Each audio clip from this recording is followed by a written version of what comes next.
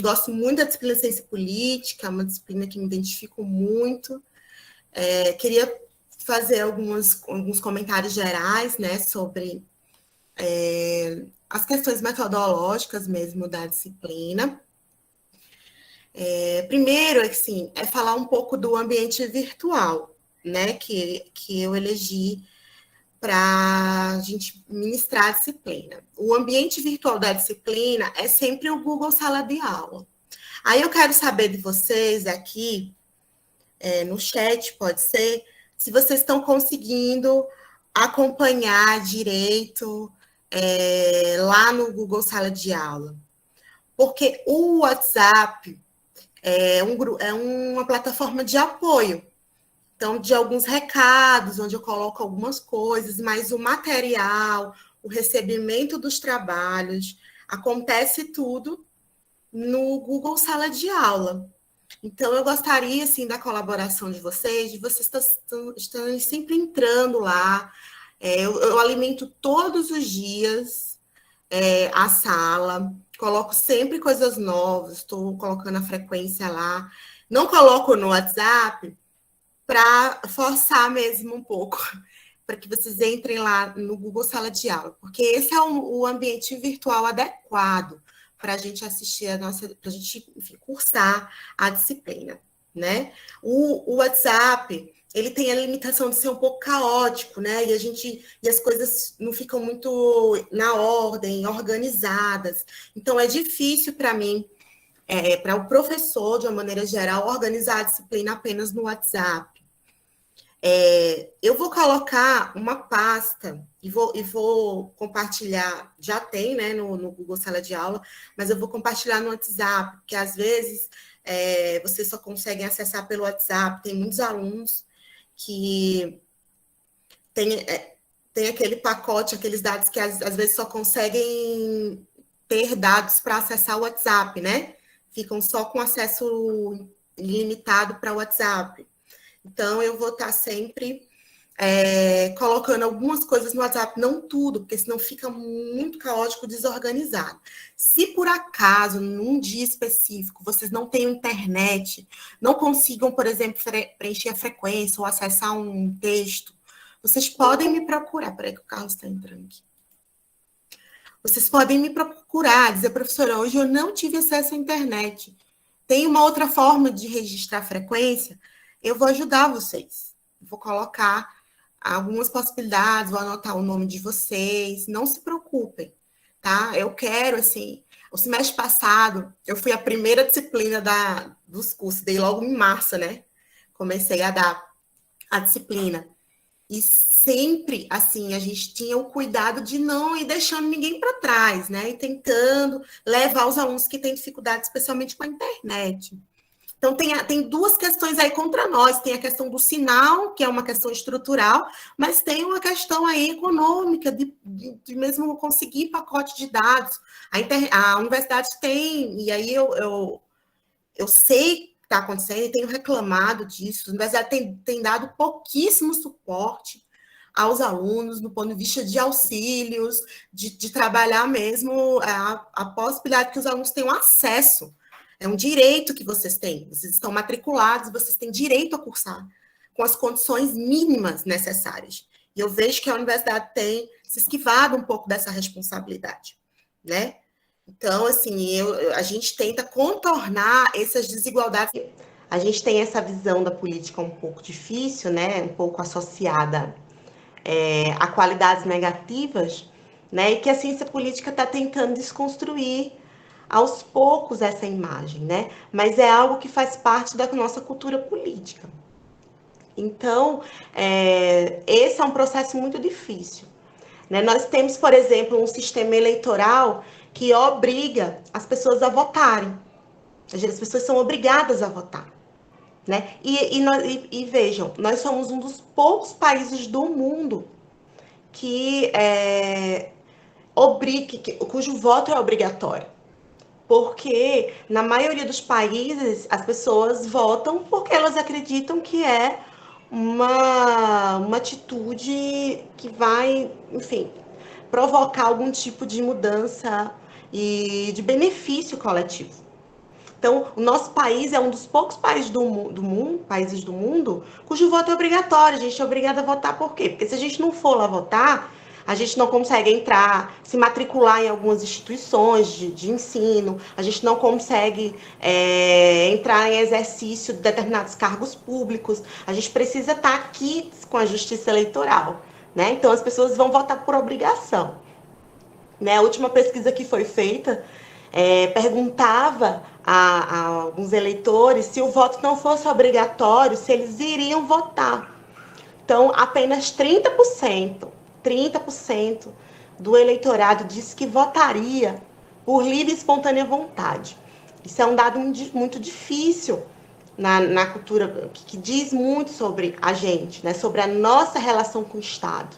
A gente não acredita em determinadas mudanças e determinados benefícios partindo do Estado. Né? A gente não acredita que o Estado vá levar uma melhoria nas nossas condições de vida. A gente não acredita na via do Estado e a via institucional como um caminho, né? Como um caminho que traga benefícios coletivos. Por isso que a gente é obrigado a votar. Em vários países, na Europa, por exemplo, não tem nenhum tipo de obrigação. Né? E a última eleição na França, por exemplo, teve uma participação de mais de 70%. Então, as pessoas votam porque elas acreditam na via institucional, na via do Estado. Né? A nossa cultura política não acredita, não associa a imagem do Estado positivamente. Eu não estou dizendo que isso é certo ou que é errado, eu estou dizendo o que acontece, é uma constatação.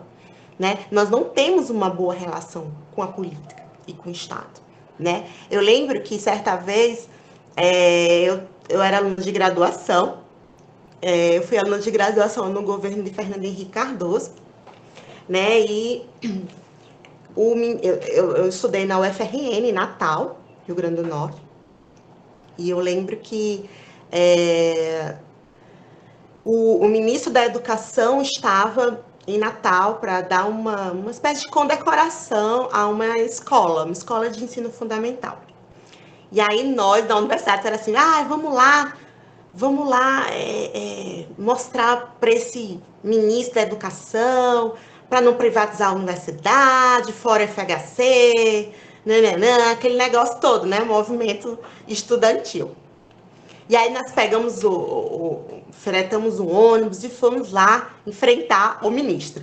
Então, aí a gente chegou lá e as crianças que iam receber a premiação, né, tadinha, estavam todas de verde e amarelo, balançando uma bandeira, felizes, os pais estavam lá orgulhosos, e tava lá o povo da universidade gritando, fora FHC, fora ministro, e não vai privatizar a universidade, nananã.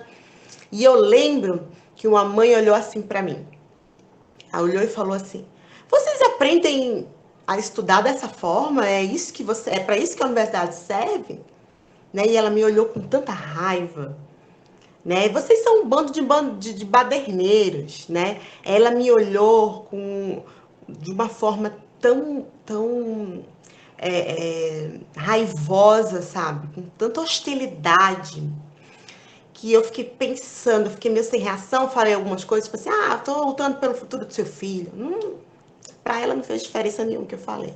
Mas eu fiquei pensando sobre isso, né? Os atos, determinados atos que a própria ciência política considera como político, como, por exemplo, um protesto, uma movimentação pública ou uma manifestação pública de determinada ideia, né, organizada sobre o protesto, não é visto como política, né? É visto de uma maneira bastante negativa.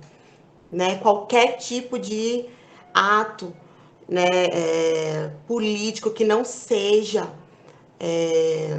como o Estado, né, a partir do Estado, é visto de maneira mais negativa ainda. Então, determinadas atitudes que são políticas, formas de fazer política, não são vistas com bons olhos. Então, a nossa tradição cultural, ela não entende essas manifestações como um ato político e um ato que, de alguma forma, está ali para pensar no bem comum, como diziam os gregos, né? Aquilo ali é baderneira, é coisa de pessoas inconsequentes, marginais, né? Foi isso que ela me chamou, de marginal, agora que eu lembrei. Então, isso faz parte da nossa formação cultural também, né? A gente tem essa certa hostilidade, né? A gente tem, por exemplo, personagens, né, da política que fazem caricatura da política do Estado e que são bem vistos. Eu dou o exemplo do nosso ex-deputado Tiririca, né? Na época que o Tiririca foi deputado, eu estava em São Paulo, estava fazendo doutorado em São Paulo. E acompanhei um pouco a campanha eleitoral dele, né? Na primeira campanha eleitoral do Tiririca, ele dizia assim: não sei o que um deputado faz, não faço a menor ideia do que um deputado faz, mas se vocês votarem em mim, me derem uma chance, eu vou ensinar, né? Vou ensinar e vou aprender e vou fazer bonito. As pessoas votaram, ele foi o candidato mais votado de São Paulo. Na segunda vez, no processo de reeleição do Tiririca, eu gravei as propagandas dele, porque eu achava, assim, impressionante. Aí ele falava assim, ainda não descobri, um mandato não foi suficiente para eu descobrir o que um deputado faz. Ainda não entendi, mas eu peço um voto de confiança dessa vez eu acho que eu vou entender o que faz um deputado bem votado. Um dos deputados mais. Ele não só ganha a eleição, mas ele puxa a galera do partido dele pelo voto, pela cláusula de barreira e pelo coeficiente eleitoral. Ele ganha como um deputado extremamente votado e ele arrasta a galera do partido dele junto, né? Então, o que representa essa postura dessa pessoa, desse deputado, ex-deputado, parece que ele largou a política? Representa a visão que o brasileiro tem da política. Quer dizer, eu não tô nem aí para a eleição, eu vou votar nesse cara porque ele é meio engraçado, é fora do sistema, tá fazendo uma crítica do sistema, né? Assim como na ditadura militar, o Macaco Simão fazia grande sucesso como candidato, as pessoas têm esse voto que significa o quê? Não é um protesto, não é um voto de protesto. Esse voto significa como as pessoas imaginam a política negativamente, como as pessoas não, para elas, tanto faz quem está assumindo uma posição no Estado, tanto faz qual é o projeto que esse Estado se sustenta. Não vai funcionar de nenhum jeito. Então, se não vai funcionar, vota no mais engraçado, né? Essa visão que o brasileiro tem da política, não é que o brasileiro não tem memória, burro, não é isso. É resultado da relação que o Estado estabeleceu com seus cidadãos. Um Estado colonizador, um Estado repressor, um Estado ditatorial, um Estado que nega direitos, né? Um Estado que tem uma relação extremamente difícil e negativa com os seus cidadãos, né? Se a gente for pensar, por exemplo, no primeiro movimento mais expressivo do Brasil, primeiro movimento político, foi, por exemplo, a Inconfidência Mineira, né? O caso do Tiradentes, que se organizou ali no movimento para falar um pouco de todos as dificuldades do período colonial e como o Estado brasileiro, como o Estado português se sustentava a partir da riqueza brasileira. Então, foi feita uma crítica e um movimento de emancipação do Brasil, né? E aí, o que foi feito de Tiradentes, né? Tiradentes foi morto e foi esquartejado e o pedaço do seu corpo ficou em praça pública, assim, fizeram uma roda com a cabeça, com o braço, com a perna, foi feito ali um ato que dizia assim, isso aqui tem que servir de exemplo. É isso que acontece com quem questiona o Estado, né? E isso representa muito como que o Estado é visto como ele se porta diante da sociedade, como ele se portou historicamente diante da sociedade, né? Então, isso diz muito sobre nós também. Nossa cultura política tem esses exemplos, né, de atos políticos extremamente reprimidos, né? Enquanto em algumas universidades da Europa, por exemplo, na França isso é muito forte, os atos de protesto são quase feriados nacionais, né? As pessoas fecham as portas das ruas, dos comércios, das fábricas e vão para a rua. A França, gente, está no seu período mesmo de formação, degolou um rei. Degolar um rei é um ato de subversão muito grande. Foi o contrário, o rei que degolou aqueles que atentavam contra o Estado. A nossa relação é invertida com o Estado. Enquanto lá eles entendem, né, que o poder do Estado ele pode ser subvertido a partir das manifestações ou de determinados movimentos sociais, nós não acreditamos que os movimentos sociais consigam nada. Nós desdenhamos dos movimentos sociais, nós chamamos de baderna, nós não damos credibilidade, né? Nem aos movimentos sociais, nem ao Estado. É uma completa orgeriza da política, negação da política, né? Mais uma vez, isso não é falta de consciência ou falta de memória do brasileiro. Não, é o contrário. É resultado da experiência que o Brasil teve, né? O que a gente pode fazer é, num ato mesmo de educação política, mostrar que a política não é só isso, não é só o Estado, não é só os políticos. A política tem um potencial de transformação. Isso é que a ciência política procura mostrar, né, enquanto disciplina.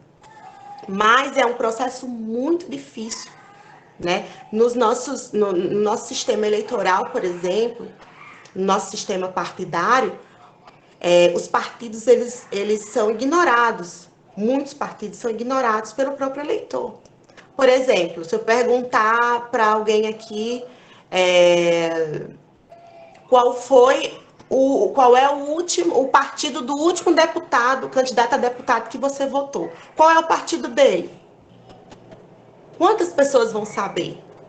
Qual é o partido do vereador que você ajudou a eleger, por exemplo? Ou que você votou e não foi eleito? Qual é o partido dele? Né? As pessoas muitas vezes não fazem ideia, porque parece que o partido ele é apenas uma sigla, né? Originalmente, a ideia de partido político diz respeito a um projeto, né? O partido formula projetos de sociedade que vão ser implementados, colocados em prática pelos representantes políticos, pelas pessoas que vão ter espaço nas câmaras de vereadores, de deputados, no Senado. Esses partidos criam projetos de sociedade. E aí, esses projetos, às vezes, nem são elaborados. Ou, se são elaborados, são ignorados. Porque o brasileiro, ele não vota em projetos. Ele vota em pessoas, né? E a pessoa que é eleita, o representante que é eleito, ele não deve a sua vitória ao partido. Ele deve a ele mesmo. Então, ele não tem nenhum compromisso de implementar qualquer tipo de projeto, né? Então, isso é muito problemático na nossa sociedade e essa nossa relação com os partidos também diz muito sobre a nossa cultura política, né? E aí, se você for pegar o caso de determinados sistemas partidários fora do Brasil, existem países que você vota em partidos. Por exemplo, você tem uma eleição para presidente, aí você vota num partido específico. Depois que o partido ganha, ele vai fazer um congresso para eleger o candidato que vai representar o partido em determinada instância do Estado. Ou seja, essa sociedade vota no projeto de sociedade que eu quero. É que o partido vai aí tentar uma estratégia para implementar esse projeto. A gente não. A gente não quer saber que partido é. Partido para a gente não faz diferença, deveria fazer, mas não faz, né? Porque a gente personaliza a política, né? Transforma algo que o voto que era para se votar em determinados projetos e posições políticas, a gente transforma isso num jogo de personalidades, né? Quem é mais simpático, quem me proporciona maior vantagem, né? Ah, não, é o jogo, eu tenho que entrar no jogo, né? Então, a ciência política chama atenção para essas questões, né? Para como o nosso sistema partidário, ele é frágil, né? Fora um ou outro partido, os partidos não cumprem o papel de levar para a sociedade projetos, e a gente não sente, não vê problema nisso, né? Então, essas questões a gente tem que estar sempre discutindo, porque isso diz muito sobre o Estado que nós temos. Então, a gente tem uma Câmara, por exemplo, de deputados, um Senado, que as pessoas, os deputados estão lá, estão negociando seus votos em determinados projetos. Por quê? Porque ele não está defendendo nenhuma ideia, né? Tanto faz. E isso a gente precisa problematizar, né? Como um problema crônico do Estado, como nós temos, né? E aí eu lembro muito da situação de um político, coitado, já morreu. Eu acho que não sei se eu contei para vocês naquela época lá que eu estudei com vocês. Mas a história do Enéas, né? Enéas é um candidato falecido, né? Ele foi candidato a presidente. Não sei, acho que não é do tempo de vocês, é do meu tempo, que eu sou da década de 80, né? Na década de 80 e 90, o Enéas era candidato a presidente, mas daqueles partidos bem pequenos. E ele tinha pouquíssimo tempo de fala, né? Ele tinha segundos para falar e expor o seu projeto, né? E defender a sua candidatura a presidente. Ele era do partido chamado Prona. E aí ele falava assim: meu nome é Enéas, ninguém entendia o que ele falava. Ele falava, parece que a fita ficava no modo rápido para ele conseguir falar tudo e ninguém entendia nada. E meu irmão, eu lembro que meu irmão é quase da minha idade, imitava o Enéas e achava muito engraçado. Chegou uma época que o Enéas ficou à beira do segundo turno para candidato a presidente. Depois ele foi eleito, finado Enéas, tô falando mal dele, daqui a pouco ele vai puxar meu pé, mas depois ele foi eleito como deputado no estado de São Paulo, um dos deputados mais votados, inclusive levou 2 do Prona junto com ele, pelo coeficiente eleitoral. E, enfim, foi lá defender o seu projeto. O Prona tem um grande projeto político, muito claro. O Prona é um partido de direita, é um partido que é o que restou do partido, do grupo, né, do partido militar no Brasil.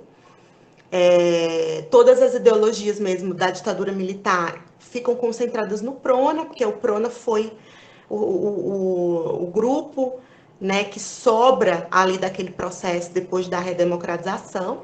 O Prona defende o retorno à ditadura militar, defendia, né? Hoje já não. O Prona defendia a criminalização da homossexualidade. O Prona defendia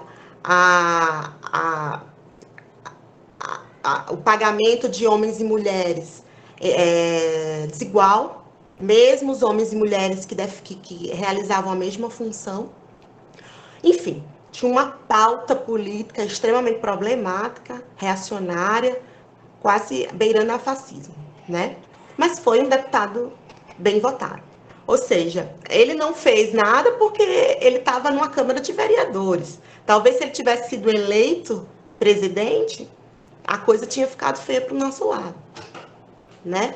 Mas isso diz muito dos riscos que nós temos quando a gente ignora projetos e foca nas pessoas, né? Isso é um vício da nossa cultura política, a ciência política ajuda um pouco a gente a refletir sobre ele e fazer um trabalho de educação. A gente fez alguns projetos na UFAM que eram justamente projetos de formação política, principalmente nos períodos que antecedem as eleições, né?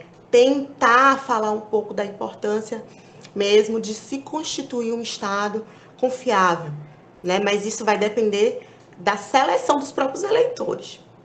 É claro que às vezes a gente vê assim as opções, né, dos candidatos assim, nossa, tem que votar no menos pior, né? Mas existe sempre o menos pior.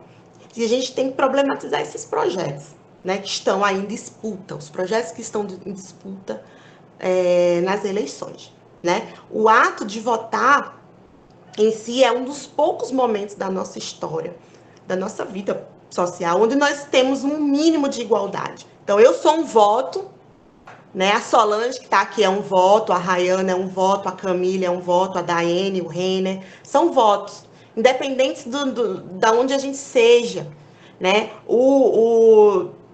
Sei lá, o presidente Bolsonaro é apenas um voto igual a mim, né? Então, a gente tem aí um momento onde a gente é igual, a gente é um voto. Independente da nossa classe social, independente da nossa cor, do nosso gênero, né? A gente é um voto. Então, é um momento onde a gente se coloca em pé de igualdade como eleitor, né? Mas aí existem as questões, né? Os vícios políticos que corrompem o voto. Então, por exemplo, a mulher lá da comunidade que estava precisando de um rancho. E chegou um cara com um rancho, disse assim, tome esse rancho e vote em mim. Vote em mim que eu descubro, viu? Se você não votar em mim, eu vou descobrir. Essa mulher fica apavorada e vota. Né? Isso é se aproveitar de uma situação de vulnerabilidade. E isso, de alguma forma, torna o voto desigual. Né? Porque nem todo mundo tem acesso à informação. Né? Então, o voto, em determinados momentos, ele expressa a nossa desigualdade social, muitas vezes. Que eu digo aos meus alunos, pegue o rancho e vota em quem você quiser, né? Esse vício, daí eu acompanhei um pouco as eleições, as últimas eleições municipais, né? Pega o rancho, amiga. E é assim uma coisa. Eu acompanhei de perto, mas não. Apesar de eu ter um candidato, né? Mas não fiz uma defesa direta, mas eu acompanhei um pouco como observadora e como cientista política algumas práticas. Não vou falar de nomes, mas é uma coisa assustadora, né? É uma coisa terrível que não é só em Parintins, né?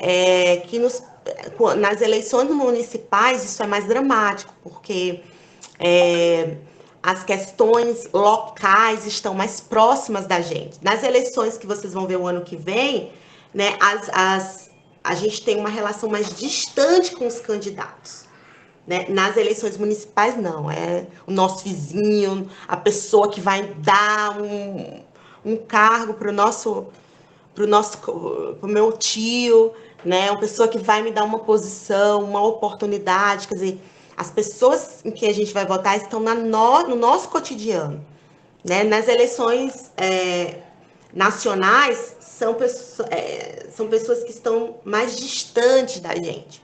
Né? Então, a gente consegue pensar um pouco em projetos, dizer, não, tenho aqui algumas opções para presidente, e a gente consegue fazer uma análise pensando em determinados projetos.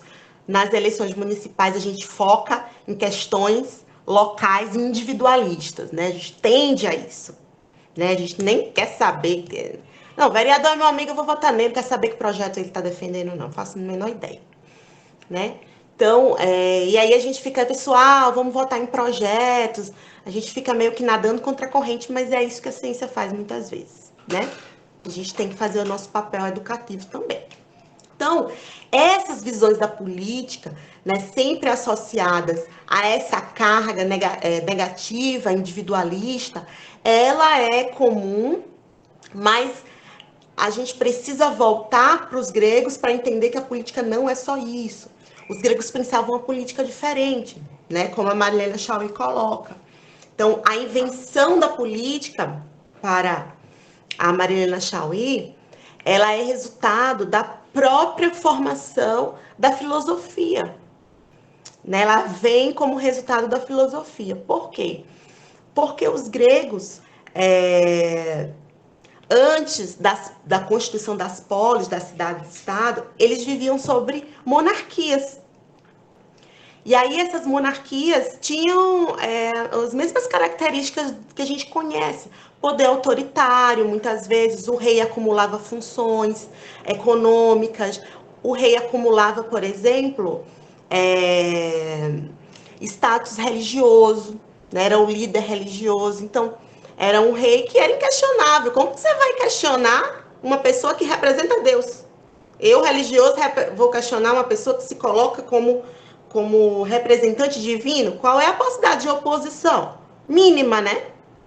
Então, esse absolutismo do poder mesmo do rei dominava a Grécia antiga.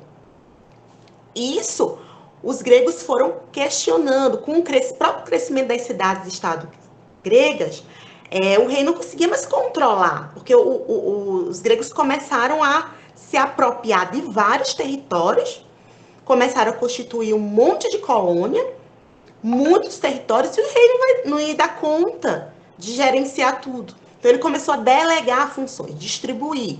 Começou para a família, mas depois foi distribuindo os cargos. Aos poucos, o poder que estava concentrado no rei começa a se disseminar na sociedade. E aí os gregos começam aos poucos, com a própria formação da filosofia, começam a pensar o governo e a gestão da cidade como algo coletivo. Precisava ser cada vez mais distribuído.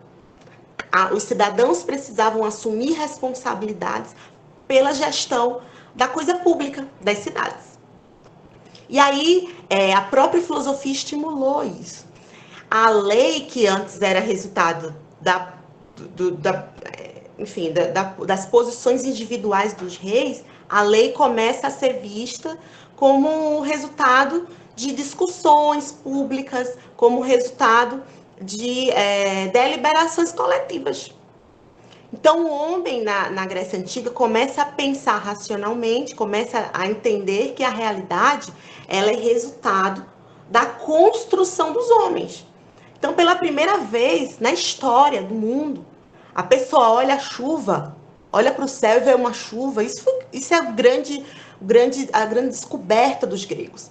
Os gregos olham para o céu, vê chovendo e dizem assim: não foi obra da deusa da chuva. Isso aí é resultado de um fenômeno físico. E eles começam a observar a chuva como um fenômeno físico-químico. Pela primeira vez na história do homem. Isso foi uma ruptura, né, entre uma forma mitológica, religiosa de ver o mundo. Quer dizer, não choveu porque Deus não mandou chuva. A deusa, não sei de onde, não mandou chuva. Não choveu porque não teve reação, não teve o processo físico-químico, não permitiu. Isso é revolucionário, isso mudou a história da humanidade. Né? O surgimento da filosofia, da concepção racional do mundo, né, mudou a história do homem. Isso aconteceu nesse momento, por isso que a gente está sempre discutindo os gregos, né? Porque essa ruptura aconteceu na Grécia. Da mesma forma aconteceu com a política. A política não era mais resultado das leis divinas. Não era Deus que mandava as escrituras e o rei anotava. Olha, peraí, Deus, repete aí a lei. Vamos lá. Não. A lei era resultado agora de leis, da construção do homem. Legisladores, homens que eram responsáveis pela elaboração das leis, se reuniam e discutiam qual é a melhor lei. Qual lei atendia melhor as necessidades coletivas. Então, pela primeira vez, a lei foi elaborada pelos homens. É por isso que a gente diz que a política surgiu disso, surgiu desse processo. E é por isso que a política é filha da razão e filha da filosofia. Né? A ciência política parte dos gregos. Então, os gregos começam a criar estratégias de organização para que os cidadãos participem da vida política. Então, eles criaram o que a gente chama de ágoras, que eram praças públicas, onde as pessoas se reuniam, os cidadãos, lógico, né? Os cidadãos se reuniam para discutir coisas da cidade. Então, eles estavam lá para discutir as leis, para elaborar uma legislação, para dizer, não, olha, gente, eu acho que a gente não deve ocupar determinado território, né? Eu acho que é melhor a gente instituir determinada lei para controlar esse problema. Quer dizer, as coisas começaram a ser discutidas coletivamente, e não vinha da cabeça do governante. Na Grécia, acabou o Estado. Não tinha rei, não tinha governante nenhum. Eram os cidadãos. Isso aí eu tô falando de Atenas, né? Como o caso mais emblemático. As pessoas se reuniam para discutir a vida social, a vida pública, né? Agora, quem é que se reuniu? Os cidadãos. Por que os cidadãos gregos tinham tempo de ficar o dia inteiro na praça discutindo lei? Porque os escravos deles, e a sociedade grega era escravocrata, né? Porque eles ocupavam um território. As pessoas que moravam naquele território ocupado viravam escravas, né? Então, os gregos tinham tempo de ficar lá na praça discutindo as leis, porque tinha um escravo na casa dele, cozinhando, passando, lavorando, plantando, colhendo, né? Era uma sociedade desigual, mas do ponto de vista da formação das assembleias, da organização política, é um exemplo, né? É claro que quem era a classe que suportava tudo isso? Eram as mulheres que ficavam em casa, não podiam participar das assembleias, e os escravos, né? Mas, desconsiderando essa particularidade escravocrata e desigual de Atenas, a ciência política usa como modelo de participação política. Então, os gregos começaram a criar essas práticas de participação política. Inclusive, as pessoas eram estimuladas a participar politicamente, né? Além da experiência grega, você tem os autores, né, da Grécia que pensavam os princípios da política. Então, a Marina Chauí fala muito do Platão e do Aristóteles, como eles discutiam a política. Eu não vou querer que vocês discutam isso, quer dizer, como que o Aristóteles discute a ideia de praxis. Eu não vou querer que vocês esmiuçem isso não é importante. O que é importante é que os gregos pensaram a política racionalmente e pensaram em formas de governo, em regimes de governo que eram satisfatórios e formas de governo que tendiam a serem viciados, insatisfatórios, não conseguiam se organizar corretamente a sociedade. Então, por exemplo, o Aristóteles era um grande crítico desse modelo que ele chamava de tirano, né? Dessa organização que não tinha participação política. Então, Aristóteles era um grande crítico. Já Platão achava que a melhor forma de governo era dos filósofos. Os filósofos é que deveriam assumir, um grupo seleto de filósofos é que deveriam assumir uma posição de governança. Ele dizia que o povão, cidadãos todos, não tinham sabedoria filosófica, conhecimento filosófico suficiente para discutir a cidade. Então, ele era contra esse modelo democrático, viu? Ele via uma série de empecilhos. Ele dizia que o governo ideal, é claro, Platão trabalha sempre numa perspectiva idealista mesmo, né, de um projeto de sociedade. Então, o Platão dizia que a melhor forma de governo era aquela que era gerida pelos filósofos. Só os filósofos tinham conhecimento suficiente para governar, para gerir a polis. Né? Essa é uma posição do Platão. Então, os gregos tentaram pensar a política racionalmente, pensando qual era a melhor ou a pior forma de governo, tá? Então, assim, isso tem lá no texto, mais esmiuçado. É importante que vocês leiam, mas eu não vou ficar cobrando isso, porque essas discussões do Platão e do Aristóteles vocês já fizeram e não é o foco da nossa disciplina, tá bom? O que é importante são esses aspectos e como que a Grécia rompeu uma tradição da política monárquica e instituiu alguns elementos da democracia e da participação política. É isso que eu gostaria que vocês considerassem, né? E aí vem a experiência romana. Roma foi muito próximo da Grécia, né? Também foi um grande império, colonizou muitos lugares, mas Roma não foi tão democrática, não disseminou tanto a participação por assembleias como fizeram os gregos. Roma mesclou elementos de participação nas assembleias, tinha as assembleias de participação popular, mas tinha também instâncias como o Senado, como os consulados, que eram de representação. Então, Roma já tem a formação ali de um Estado organizado, mesmo que não centralizado na figura de um rei, mas tinha já o Senado, a instituição do Senado, que era uma espécie de conselho, e tinha ali os cônsules, né, geralmente dois, que dividiam o poder militar, o poder administrativo. Geralmente os cônsules tinham essa posição mais relacionada à conquista dos territórios, né? Então eram militares, eram imperadores.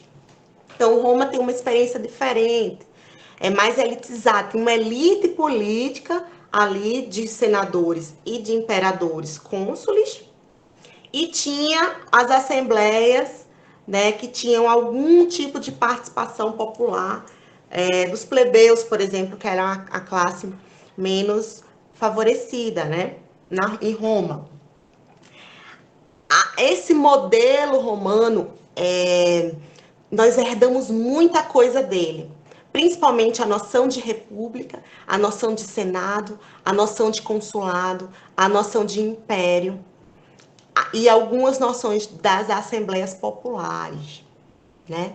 Nós herdamos muita coisa dos romanos do ponto de vista da formação do Estado. Se a gente for pensar como que o Senado se organizava em Roma, não tem muita diferença dos princípios de hoje, do nosso Senado tanto tempo depois, né? Mas esse modelo romano, ele entra em crise, né? Em crise profunda durante um tempo. Por quê? Porque esses cônsules, esses imperadores de Roma começam a disputar o poder entre si.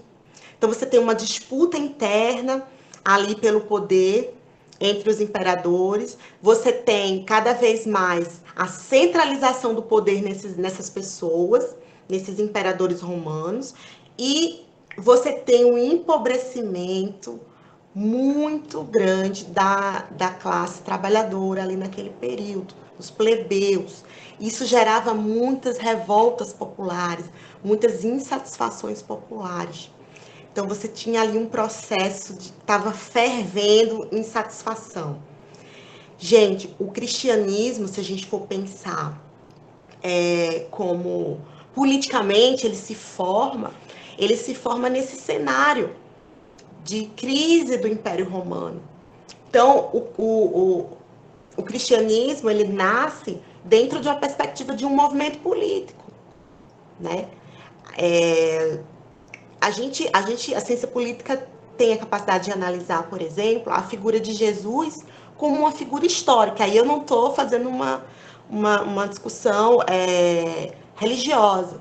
Eu tô fazendo aqui a figura política, por exemplo, de pessoas como Jesus, né, que representavam ali algumas posições da classe dos plebeus no Império Romano.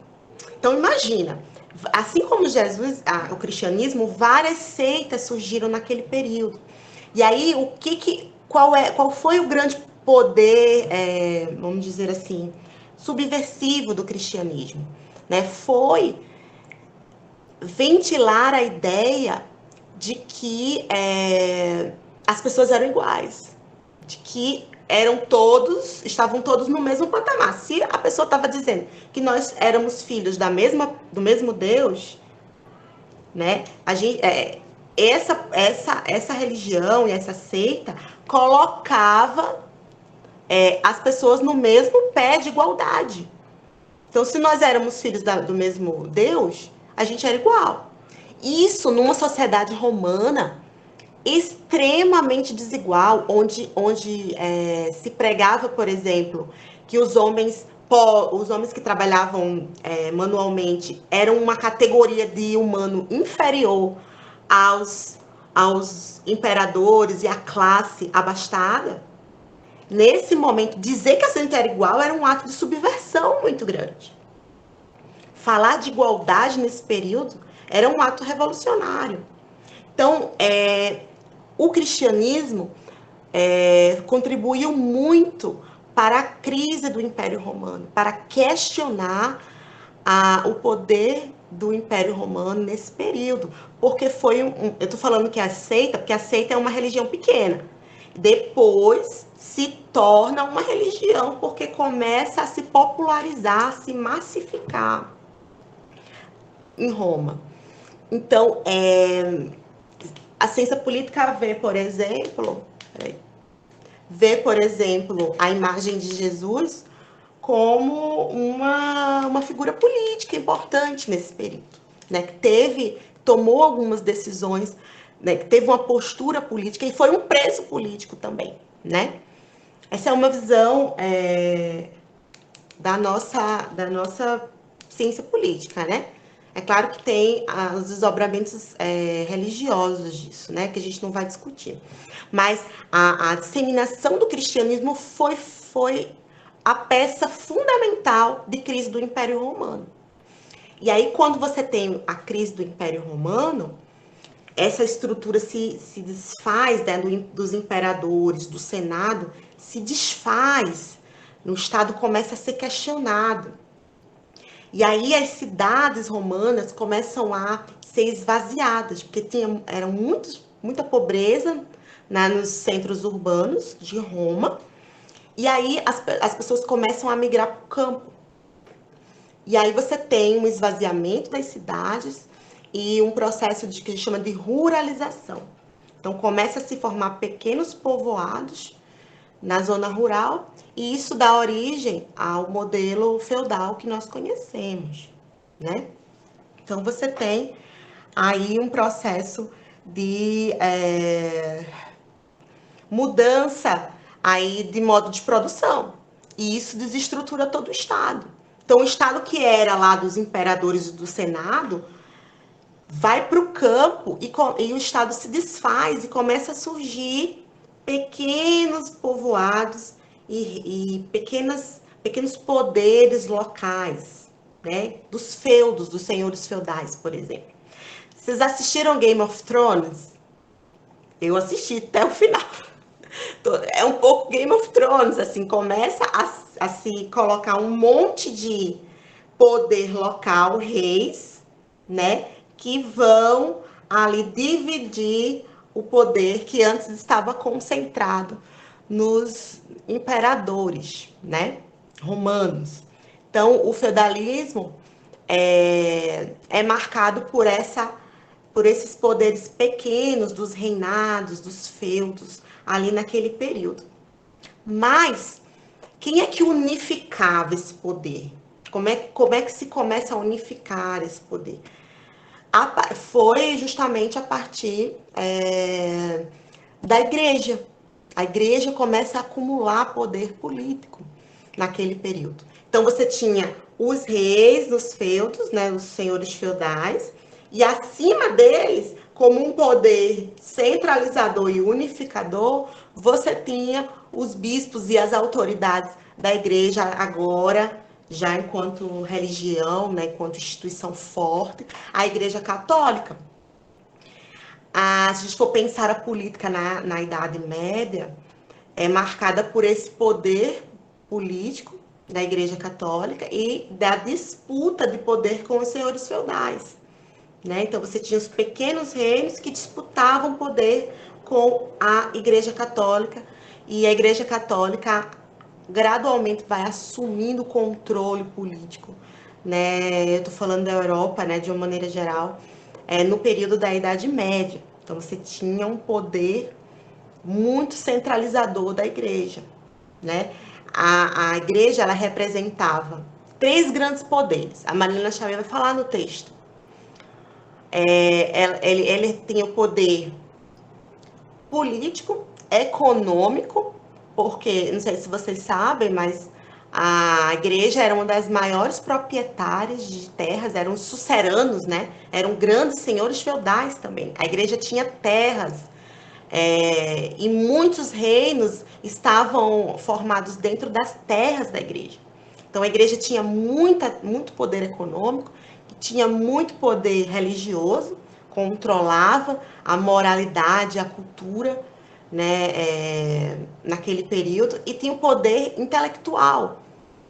Gente, no período da Idade Média, quem é que sabia escrever? Sabia escrever eram os representantes da igreja, eram aqueles que estavam nas instituições da igreja, dentro dos mosteiros da Idade Média. Eram as pessoas que sabiam escrever. As grandes bibliotecas de Grécia, da Macedônia, foram todas para dentro dos mosteiros. A igreja, quando não queimou, ela manteve ali preso todo o conhecimento, todos os livros, tudo que foi produzido antes da Idade Média. Então você tem ali uma concentração de poder econômico, político, religioso, intelectual, tudo dentro dos mosteiros e tudo dentro da Igreja Católica. Né? Então a Igreja Católica acumulou esse poder. E a Idade Média vai ser, né, aí você tem os teóricos da política, o São Tomás de Aquino, por exemplo, que falavam um pouco dessa disputa de poder e o quanto isso era danoso para a sociedade, essa disputa entre igreja e senhores feudais e reis, por exemplo. Né? Senhores feudais eram espécies de rei. Então, esse poder da igreja era o que a gente chama de teocrático. Teo, Deus, cracia, poder. Poder teocrático. Então, você tinha o ressurgimento da teocracia na Idade Média. Né? Isso foi teorizado por vários autores, né, nesse período. Né? Então, os gregos, a Igreja Católica herdou dos hebreus essa visão, esse princípio teocrático, onde Deus deve reger as leis, né, e apenas comunicar aos homens, e Deus deve estar na linha de frente do governo, do poder político. Então, os representantes de Deus devem gerir a sociedade dentro desse modelo teocrático, tá? Eu vou parar por aqui porque eu não paro de falar.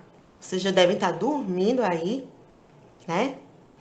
Mas depois vocês assistem a gravação. Eu vou produzir materiais complementares aos aspectos que eu não discuti. Sempre muito corrida essas aulas remotas. Eu queria abrir para vocês, se vocês quiserem falar alguma coisa, depois que a professora já metralhou, né, de conteúdo. Mas eu peço desculpas pelo tumulto da aula de hoje. Vou tentar seguir aí a nossa colega, a sugestão do Telegram. Eu gosto muito de ver, de passar slide. Não pude hoje porque eu estou no celular, nem sei se tem internet. Se voltou. Eu gosto muito de fazer aulas expositivas. Eu acho que desde lá do primeiro período vocês já me conhecem e sabem que eu gosto de dar aula expositiva. Eu acho que o papel do professor é esse, né? O Carlos está achando melhor o Meet. A gente vai tentar, assim, fazer assim. Um dia a gente pode fazer o Meet, alternar com o Telegram. Vamos fazer uma experiência com o Telegram, Tá? E Talvez querendo, Fala, Solange, desculpa, pode falar.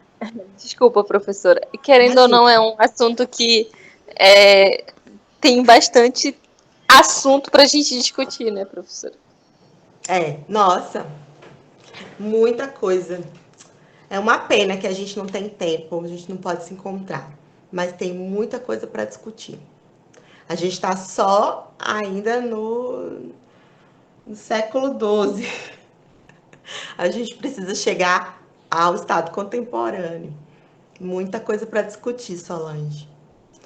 O que vocês queriam tirar alguma dúvida? Queria que vocês falassem um pouquinho para eu molhar a garganta aqui. Deu para entender mais ou menos qual é a proposta da disciplina? Fazer essas discussões.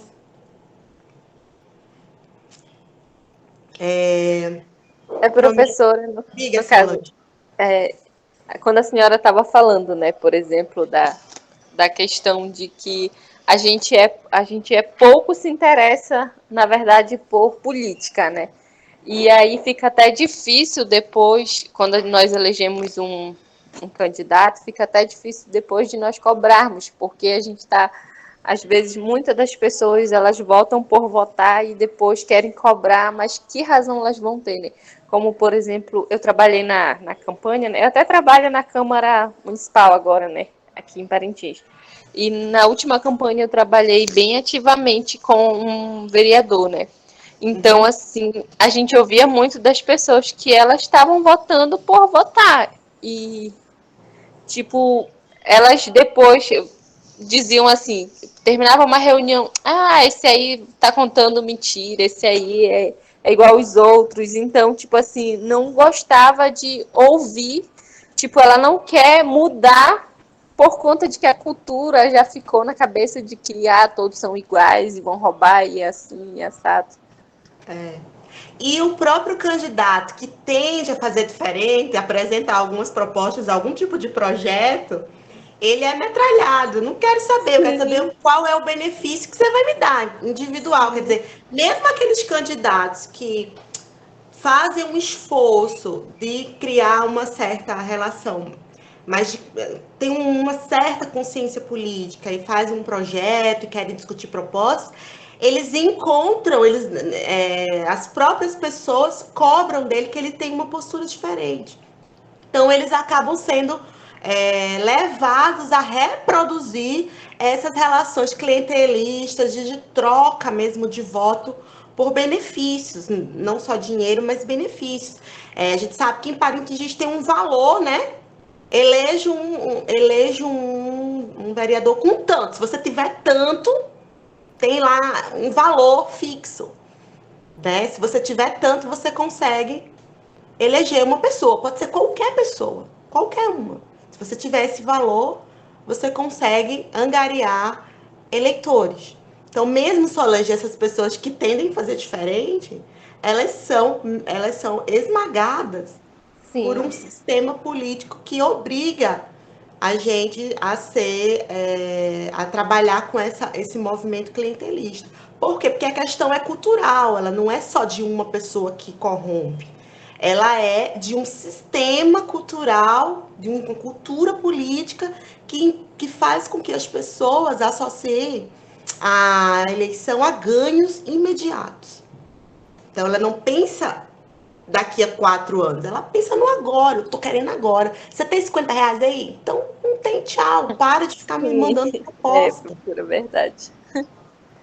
Né? Isso a gente está constatando e a gente pode fazer pouco, mas a gente precisa discutir esse fenômeno sem naturalizá-lo. Eu acho que só o fato de a gente problematizar e não naturalizar essa situação, a gente já está fazendo muito. Né? Colocar isso como algo problemático, né? E não naturalizar, é esse mesmo, toca o barco. Né? Não é assim que a gente tem que fazer, porque o papel da ciência não é esse, é problematizar os fenômenos sociais, químicos, físicos, de uma maneira geral, né? Então a gente precisa desnaturalizar. Isso não pode ser, isso é uma prática que a gente não deve colocar como natural. Né? E que isso diz muito sobre como é o nosso Estado. Veja, Solange, se a gente tem uma postura, dizer, tanto faz quem vai ser eleito, não vou cobrar mesmo eu só vou ver daqui a 4 anos, eu não vou participar da vida política, né? E quem está no poder gosta desse tom, ele gosta dessas pessoas que não fiscalizam, né? É extremamente interessante para o candidato, para o vereador que está assumindo agora, para o deputado, que as pessoas não questionem, que elas não gostem da política, né? Por quê? Porque aí eles gostam e eles, de alguma forma, trabalham sem nenhum tipo de fiscalização e controle por parte do eleitorado, da população em geral, né? Sim, e isso, no caso, nós mesmos, né, causamos, porque a gente não está interessado. Então. Aí isso é muito interessante para eles. Eles não querem que a gente goste de política, né?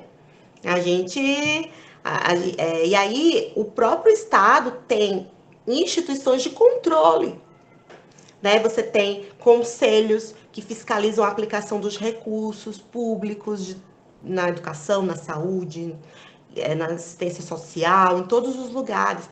Você tem câmaras de vereadores com audiências públicas, né? Assiste, por exemplo, os pronunciamentos na rádio. Quem é que acompanha isso? Quantas pessoas estão lá querendo escutar o que os nossos vereadores estão discutindo? Isso não, né? As pessoas não se interessam em fiscalizar. Eu lembro do professor Alexandro, né? Que ele fez um projeto, era um projeto de extensão, onde ele fez um balanço do quantos projetos cada vereador fez no seu mandato. Tem vereadores que nunca submeteram nenhum projeto. E os projetos que submeteram eram tão ruins que não foram aprovados. Qual que era a função? Moção de aplauso, moção de repúdio, era isso. Né? Dar títulos. Mas projetos e fiscalização mesmo da aplicação dos recursos e da gestão municipal, não se tinha nada. Então, um legislador que não legisla, não colabora para a melhoria das políticas públicas, das leis no município. Então, a gente tem um monte de gente legisladores que não legislam nada, que nunca colocaram nenhum projeto.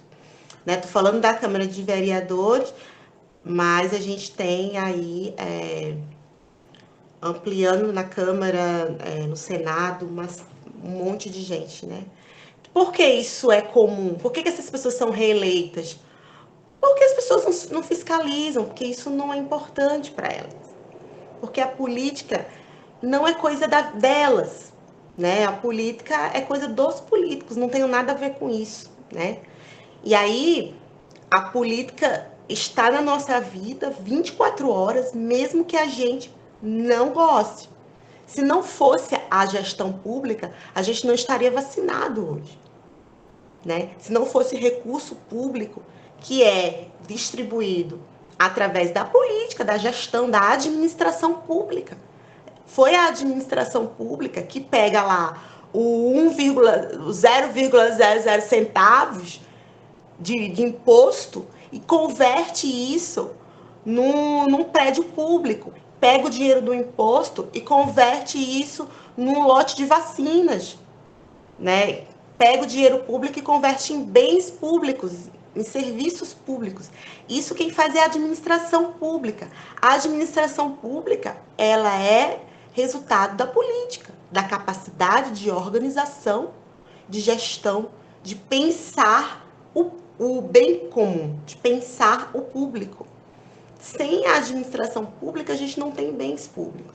E é por isso que essa linha de pesquisa, de debate, dentro do campo da administração, é fundamental.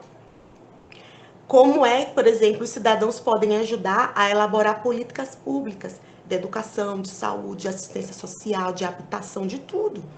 Né? Os cidadãos têm que ter essa participação na gestão. né? Uma gestão sem controle social é uma gestão incompleta, né? E daí é que vocês, é importante que vocês tragam um pouco para a área de vocês, principalmente para aqueles que vão discutir um pouco dentro da perspectiva do Estado, da gestão pública, da administração pública. É muito importante a gente discutir essas dimensões. A importância de ter um novo entendimento sobre a política e sobre a participação política, né? Compreender como funciona o Estado também. É isso, gente. Daiane, Rene não é da administração, né? É da comunicação. Camille, Rayana, Raíza. Vocês querem falar alguma coisa? Estão cansados? Estão com fome? Uma pena que eu não pude trabalhar os slides, mas depois eu posso colocar para vocês e depois a gente vai ter muito tempo para discutir isso, tá bom? Então eu vou encerrar. A gente vai planejando os nossos próximos passos. Né, Camille? Pois é, Camille. Mas a gente aqui discute, depois a gente reproduz isso, né? Eu acho que essa dimensão é muito importante. Vamos. Então eu vou parar a gravação e aí eu vou marcar com vocês uma próxima aula, talvez na sexta, né, para a gente tentar testar o Telegram, para ver se é mais produtivo. Se for mais produtivo, a gente investe nele. Eu nunca usei o Telegram, mas estou disposta a aprender, tá? Vou criar um grupo, eu acho que até já criei, mas eu vou criar um grupo do Telegram e faço o convite para vocês para vocês participarem. Se essa for uma alternativa para a gente ter aulas mais produtivas, a gente faz, tá bom? Tô disposta aqui a aprender e a melhorar no que eu puder, tá bom? É uma situação extremamente limitante, né, pra gente que está no ensino remoto. Eu sempre termino a aula com a sensação de que poderia dar uma aula melhor se tivesse pessoalmente, se tivesse presencialmente.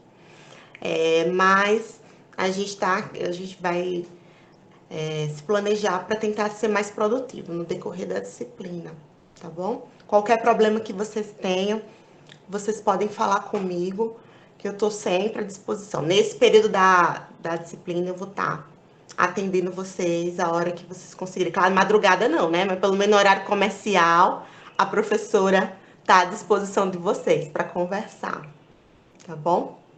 Depois também a gente faz muitos projetos na área de ciência política, de gestão. Eu tenho meu foco de pesquisa mais na área de produção de políticas públicas, né, que tem muito a ver com as discussões da administração. Então, depois, quem tiver interesse em participar de algum projeto, pode me procurar também, tá bom? Então é isso.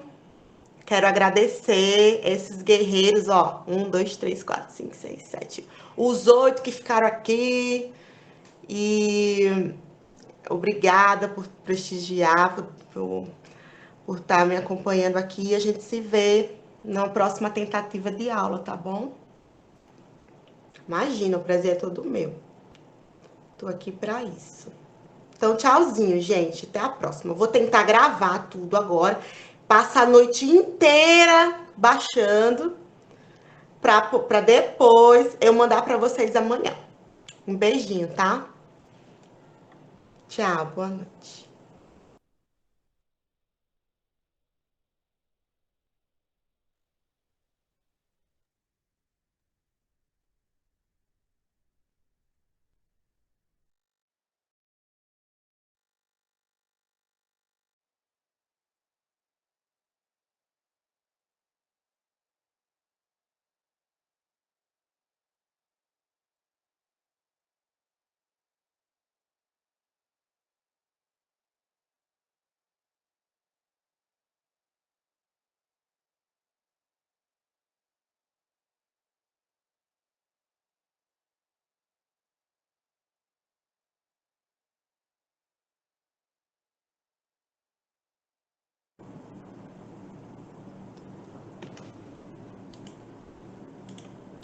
Deixa eu ver aqui.